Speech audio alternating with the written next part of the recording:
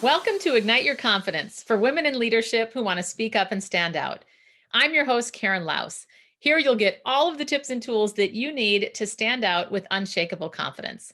Let's dive into today's episode. All right, well, I am here with my friend Megan, and so excited for this conversation because she has so many wonderful things to add and great pieces of wisdom. So I want to hear from her directly first about who she is. So Megan, thanks for being here and tell us a little bit about yourself. Karen, thank you so much for having me. I'm excited to be part of your podcast journey. My name is Megan Leasher, and I am an industrial psychologist by trade. And currently I serve as the Chief Solution Strategist for Talent Plus, which is a full service talent management consulting firm. And we are completely focused on identifying and developing talent and really taking it down to the person level. So creating a world where people do what they are good at and enjoy. We are all about that strengths-based approach, and just excited to be here today and talk about confidence. Awesome. Well, I want to hear about your confidence journey. Can we jump into, I'd love to hear first, where at what point, two things. Let's go with two things. One is first, when was a time in your life where you didn't feel confident at all? And if you could please give us an example of that, and then juxtapose that with a time where you felt like you were really confident, totally in the zone. Love those. So I'll start with the harder one first, right? So a time where I wasn't as confident, and it was a time where I didn't speak up when I wish I should have. It's kind of the thing you look back on and wonder, if I did it again, would I have done the same thing? And in a prior job, my boss's boss, someone pretty senior, was asking for my help with a sensitive performance management type of project. And she explicitly told me not to tell my boss what I was working on. And that immediately made me feel incredibly uncomfortable. Was I doing something wrong? What didn't I know? It sends off all the red flags, right? Yeah. And I didn't say anything to my boss. I told her I was working on something and that our boss's boss wanted it to be confidential, and she respected that. But I wish I had spoken up. I felt like I was doing something behind my boss's back. I was afraid of losing my job. I was afraid of being blackballed by this leader. She was known for disposing of assertive leaders, if you will, and a bit of a queen bee, I guess. And I was afraid for ramifications for my boss too, who I had a really strong relationship with. And would me not keeping the work confidential, would it hurt my boss? Something that I focus on that I consider a talent of mine are my relationships. And I was so nervous that it was going to hurt my boss, that it was going to hurt our relationship or her relationship with this senior leader. It really, put me in a tough spot. I like extending myself to others. I like connecting people. And it really kind of violated something that was really, really important. And in that moment, I love to transfer my confidence over to areas where maybe I'm not quite as confident, but in that moment, totally frozen, totally stuck, felt trapped. I felt like there was no win, and I didn't say anything. And what would you have done differently? I feel like I wouldn't have been afraid of the ramifications. Okay. I feel like I would have spoken up and simply said to this senior leader, hey, I'm not okay not telling my boss. I didn't say that sentence. Sure. I just knew that it was a bit of a curse, and that there would be, negative impact on me. And so that's a tough one. Yeah. That was a really tough situation. And it really, I couldn't transfer that confidence over. I just felt stuck and imprisoned. Oh my gosh. That's a strong word, the imprisoned. And that's something that I speak about a fair amount, is the prisons that we tend to keep ourselves in. But there's a lot of reasons why we do that. I mean, so that's the other thing that I want to acknowledge in your situation, and also anybody else that's listening. I mean, let's face it, it's a protective measure for ourselves. Absolutely. And I'm really curious what, I know we already touched on this a little bit, but to delve a little bit deeper, as far as what you would have said to her, because saying you're not comfortable, I would love to hear what you might have said as the reason. Mhm. You know, I would have simply shared that my boss and I are very open about all of the initiatives that I'm working on. Mhm. And that I wouldn't understand, or I didn't understand in the moment, if you will, why there was something I couldn't share with her. I would have inquired about that. Sure. Yeah. I would have done it That's again. that's Yeah. such smart advice. Yeah. And Yeah. were there any negative ramifications, by the way?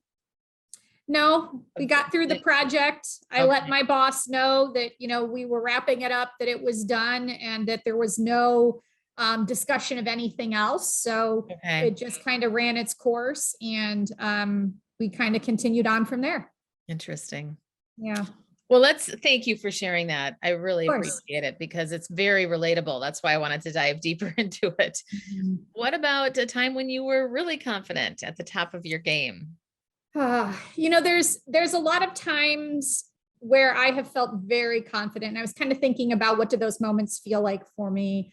And as somebody who enjoys public speaking, presenting to clients, presenting to prospects, giving research presentations, it's not everybody's cup of tea, but I feel amazing in those moments, and I definitely feel my most confident, and I feel fearless. I feel unstoppable. I'm armed.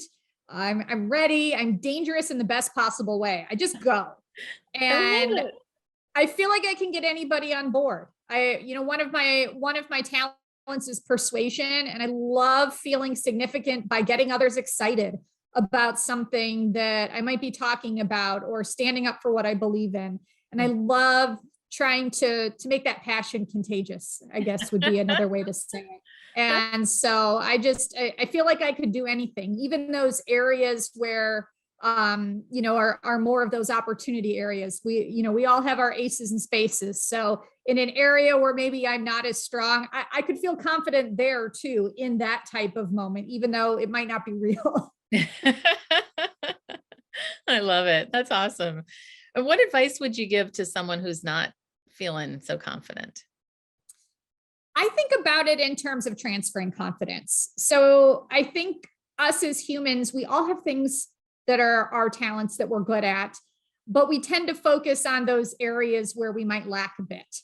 And so as an executive coach, I love to ask questions, or even just with my friends, what's something you feel great about? It could be, putting your outfit together in the morning. Maybe you're someone into fashion, or maybe you're a great mom and you're just really proud of that. Talk to me about something that you feel great about, and how could you transfer that confidence over to another area of yourself where maybe you're not as sure. Mhm. Confidence transferring is very common in the sales world, because you want to be excited about your product or service, and you want to transfer that over to somebody else so they purchase it or Right. secure it. And so I love to use that sales analogy with other people that I work with. You're really, really confident here. You've got it in you. Let's think about how in those moments you could kind of transfer that confidence over to something maybe you're not as good at. And it requires a little bit of reflection and kind of translation in your mind, but I think it's a fun activity to get people to think about. Yeah, for sure. I call Mhm. it portable confidence. It's Ooh, I love yeah, that. like put it in a jar and take it wherever you go. But I think Fits in that's your so purse. so good. What? It fits in your purse. Bring it with you. That's right. Well, and those things are so important Mhm. you're bringing to mind a client that I worked with many years ago who said she was really uncomfortable in those public speaking situations where she Mhm. would have to show up in front of clients.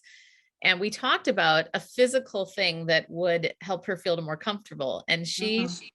decided she was going to wear this bracelet that made her feel really confident. So when she would have those moments, she'd glance down, and it's also about experimenting. Some people put photos Mhm. of people that they care about that are important to them nearby. I had one guy that did that on it when he did a big keynote. He put the picture of his daughter on his Uh-huh. computer, And, for you and me, we love this stuff, right? Right. Public speaking. It's a nightmare for everyone else, so we know. Exactly, exactly. Well, tell us a little bit about, I'd really love to hear actually one major mistake that you'd be willing to share that you made in your career that we can all learn from. And then what do you do Absolutely. about it? So this is an easy one for me. It goes back a little ways, but it was a doozy. So it's the automatic one I have to talk about. And I picked the wrong grad school. I did an entire year at the wrong school. I picked the Mhm. school for all the wrong reasons. Other people were encouraging me that it was more prestigious, that the faculty were better, that the degree would be worth more. And I bought into that. When I knew that another school was the right fit, that the faculty, they were doing research that I was passionate about, that they were truly excited for me to come on board and help, wanted to build my future. The feel was totally different, and I chose wrong. And I recovered from it by some intervening, if you will. Whether you're a person of faith or someone more on the fate or destiny kind of stance. My first day of school at the wrong grad school, I fell down a flight of stairs. The second day of grad school, I was in a car accident. And literally almost every week, something preposterous happened in which you can't ignore it after a certain number of events like that happening. Wow. And I remember falling down the stairs and just, the butt slide straight down in front of all those people. And I just kind of sat there and I was like, wow, this must be grad school. And then the next day and the next day, and things kept happening. And I was like, oh, that was just the first warning sign. And so I recovered by waking up and realizing my heart was not in this school. The school was not a match for what I was seeking to accomplish in my career. And honestly, I reached out to the other school and kind of put my tail between my legs and said, I'm sorry, I made a mistake. Will you reconsider me for fall? And that was a tough phone call and also a very freeing phone call because I knew I was getting myself back on track. I knew. So they took you back, or they took They you? did. Took you They back. did. Sounds like a Yeah. a relationship. Yeah. And there's nothing wrong with the original school I went to. It wasn't a fit for what I was seeking to accomplish in my career. And I'm just grateful that the right school picked me up a second time and gave me that second chance. Oh, well, I'm glad too. And I'm really struck by what you said of the things that kept happening, because it reminds me too of a time many years ago where I made a really stupid decision on buying an incredibly expensive car. This was about 20 years ago. And it's so interesting to me how I remember feeling like, this isn't right, but I was so caught up in it. And there was always something that happened. I hit a parking pole in a garage and I backed into somebody at a gas station. I mean, it was one thing after another, that things that I would never have normally done. And I'm thinking, okay, it's just interesting how those things come together and you go, okay, something's not right here. But I'm glad that you got back. And for me personally, I sold my car and it was really good. It was such a relief, to your point about just a relief. So totally different scenario, but definitely. But the same at the same time. I know, it's fascinating. Wow. Well, tell us what you're looking like. Well, help us just thinking about how we can help you in this moment. Anybody that's listening, what are you looking for? How can we support you, Megan, or you in your company? Karen, I love that question. I think the support for me and Talent Plus is all about helping to understand that we can leverage our natural talents in any aspect of work. So if you think of like an employee life cycle, different moments in time, we actually have an approach called the REAL approach that's all about recognizing, engaging, accelerating, and leading.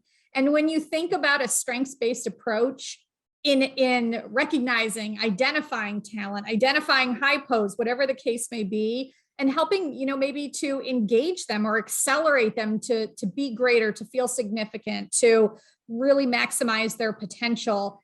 Natural talents are where it is all at. So how do we focus our time? How do we focus our attention? And how do we lean in and develop ourselves in a way that we're capturing and just catapulting on the things that we're already blessed with? And that's what I love about my company. And it is the heart and soul of everything that we do. So when we work with an organization, it is all about instilling that talent-based mentality, that talent-based organization type of approach within our organization. And it's something that every single one of us at Talent Plus are very, very passionate about. And I love having the opportunity to talk about this because, like I said before, we all have our aces and spaces. And I don't spend my time worrying about what I'm not as great at. I focus on doubling down on those strengths of mine, and then maybe helping, find some other people to kind of fill in some of those spaces for me. Maybe it's a team member, maybe it's delegating, maybe it's getting some help in another way. I love that because together we can certainly accomplish more. And so it's changed me as a leader, it's changed me as a person, and it changes organizations every day with our real approach. So very proud of it. That's wonderful. And who's your ideal client? Ooh, our ideal client is any organization that truly believes that we all have natural talents. And when we put those to use and make that the focus, that employees are going to feel significant. They're going to do what they're good at. They're going to have fun at work. They're going to like interacting with people. They're going to have the right attitude. It sets the tone. It sets the culture. So it's really, our ideal client has that mindset or is open to that mindset in terms of natural talents. And when you see it working on a team or on a project, it is just magical. And so any client that's open to that or already embraces that approach, that's absolutely our ideal client. I love it. And on that note, what problem are people having that they would hire you? Ooh, I think in the current day is talent retention. We are still in the throes of the COVID pandemic, and the Great Resignation is still very actively upon us. And so how do we retain talent at different levels? So it starts off by identifying the right talent in the first place, because if people are doing what they're good at and enjoy, they're more likely to be happy and stick around. But things like executive coaching, assessments for different leadership levels to help identify and leverage talent. Those are some really critical things that we help organizations with right now, because retaining talent and knowing who the right talent is to begin with is just so critical right now. Yeah, for sure. For sure. Well, and I would hope that every company is proactive about that. And yet a lot of times, of course, we don't act until there's a problem, or we Exactly. and so Exactly. I'd say probably for a lot of us, we would prefer things to be proactive, to get in front of it, but that isn't mostly how human nature works. True. But so that's what I love about anybody or what you do. And I hope that everybody jumps to it and says yes. And hopefully even as a result of being here today, somebody from. Well, I sure hope so. It's Yes. something we have a lot of pride and passion for. Yeah, that's wonderful. Well, coming back to you for a moment, tell us who has been a mentor in your life. Oh, goodness. I would say that one of the biggest mentors in my life has honestly been any type of direct report I've had that has been tough. The person that you don't gel with, the person that gives you grief, the person you feel like you are literally never on the same page with. I am grateful every day. And I look at those relationships and those individuals as mentors, because they forced me to lead in a different way. They forced me to be more aware of the impact of my words, my behavior. They made me realize that leadership is individualized. It's never one size fits all. Mhm. And I have to learn more and to tailor my leadership to people who maybe aren't naturally like me, or maybe there isn't that, chemistry match and we're not going to be best friends.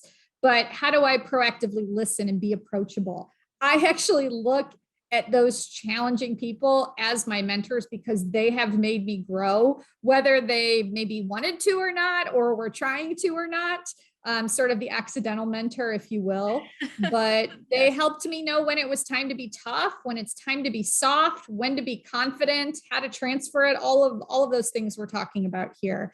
So accidental mentors, if you will, but I've never grown more than having a challenging team member. Wow, that's really big of you, I have to say. It makes me think about one of my very first management roles. I Mhm. managed a call center at the Gap, and there was a woman that was late a lot. And obviously on a call center, you have to be on time. The point is to be on time. It's not like 5 minutes late it is a big deal in that case. Right. But that was such a lesson for me because what I would do is I would tally mark it in my cubicle and I didn't say anything to her. And that was a huge mistake on my part. She was difficult, but boy, that has been the most powerful lesson because what happened is I talked to my boss and then she talked to HR. And here we are sitting with this poor employee in a room. Now, I'm not condoning her behavior about being Mhm. late, but here she was for the first time hearing us basically give her a warning when I didn't even have the conversation with her initially. Mhm. And Wow. it's one of those things where it was a mistake on both of our sides, but you Mhm. reminded me of that when I think about it's such a powerful way to think about it. Those people that are challenging to us in our lives, how can we Mhm. learn from them? It's so much trial and error, but I think of a mentor as somebody who pushed me to grow. And I didn't necessarily seek these people or these Right. situations out, right? Exactly. But when I think about my ultimate growth and who's responsible, these are the people I think of. Yeah, that's really, really amazing. Mhm. Good food for thought for everybody. Well, Megan, what question haven't I asked you yet that you would like me to ask? Or is there something else you'd like to add? One thing I would love for you to ask is what is my biggest space, if you will. I talked about aces and spaces, and that we lean in on our talents and our aces, and asking about what's my biggest space, because confidence Ooh, is about what you're good at, what you feel great yes, about, and I'm human, and there are definitely things that don't feel great about. So I would love to represent that in our time yes, together too. yes, please do. Absolutely. So I would say for me, it is focus. Mm, And I'm a big idea person. I love to connect the dots. I love to conceptualize, be strategic. And then as soon as it comes to locking it down, building out that plan, implementation, getting tactical, I just, I look out the window and there's a squirrel and there's something else I can be doing. And let me check my email again. And I've had to employ some different tools over the years to kind of help me a little bit in structuring my calendar in different ways. But that is a tough one for me. I love the big ideas, and how do I maintain that focus on the purpose of my work, the impact on others, and not just staying in the clouds, if you will. So how do I focus on those details and keep them moving in an effective way and communicating well, and all of those pieces. It's definitely a struggle for me, and maybe if you're listening to this now, it's something that you can relate to. But when it comes to confidence, focus is something that I struggle with confidence in. Just lock down. Okay, for an hour, I'm just going to do this one thing. I don't always feel confident that I'm going to be able to keep that controlled directive plan for how I want to spend that time. It's a tough one for me, and I know we all have those opportunity areas, and that's the one that kind of picks at me a little bit and reminds me it's not my strong suit. well, thank you for sharing that. And I completely feel you is not my strong suit either. I'm always thinking about the next thing or, oh, and then Yes. getting distracted. And yeah. And it is amazing though, what I have found, I don't know about you, but when I do, I set a 25-minute timer. I heard something where you 25 minutes, then you have a 5-minute break and then you continue Oh, on. And it helps me to also know how long have I actually been working on something. But oh, so when I hit do not disturb 25 minutes, I have Alexa time me, and then it's so helpful. And I think I I need love to do that. more of this, but I don't do it enough. Do you Well, do a good job at it? Yeah, go ahead. one of my favorite tools that helps me be better at it is actually FocusMate. And it's a website where you can schedule time with another human somewhere in the world. And you schedule 50 minutes together and you're literally on camera together and you're doing your own respective work. And you get on Oh the my top of the God. hour and you're like, hi, I'm Megan. I'm going to be working on building a budget. And you're like, hi, Megan. I'm Karen. I'm in Amsterdam. I'm going to be working on writing a speech for a conference. No way. And you see each other on camera. You've got your visible accountability partner. You put on mute, the clock runs down. And at the end of 50 minutes, you turn, you come back off of mute and you say, hey, Karen, how did you do? Hey, Megan, how did you do? And you literally have an accountability partner, and it can be someone anywhere in the world. And it's so much fun, and it really helps me. Wow. Thank you for sharing that. Yes. That is so cool. That's so, it just blows my mind that there are apps and things for all of this stuff. I mean, because I remember a coach giving me that idea of saying, call someone where it's someone and then you call back at the end. But how cool to actually be online while you're doing it. That's amazing. Yeah. That's so And it's always fun to hear where somebody is. Yes. Because it's literally people all over the world. And sometimes the person gets really excited by what you're working on. And tell me a little bit about that when we're done in 50 minutes. And sometimes an animal runs by or they're making lunch or something like that. And you have that person just kind of there with you. And it's amazing how little things like this can trigger accountability in human behavior. And I need it. I definitely need it. So it I helps do me. too. That is fantastic. FocusMate, that's called. Okay. All right. Little plug for FocusMate there. Love it. Well, excellent. Well, tell us, Megan, where we can reach you. Absolutely. So the main place I can be reached is on my LinkedIn profile. You can learn more about Talent Plus at talentplus.com and a little bit more about the real approach about recognizing, engaging, accelerating, and leading. And also I'm a regular Forbes contributor, so you can see my Forbes profile as well to learn a little bit more about, what's on our mind as leaders. Awesome. Thank you so much for coming, Megan. It was so Thank you, great Karen. to do this. And that's a wrap of another episode of Ignite Your Confidence. I'm your host, Karen Laus. Thank you so much for listening. If you loved today's episode, please subscribe and leave a review. It helps other people find the podcast faster, and it certainly helps me. If you're interested in more tips and tools around confidence, please join me over in my Facebook group called Ignite Your Confidence with Karen Laus. Remember, you too can stand out with unshakable confidence.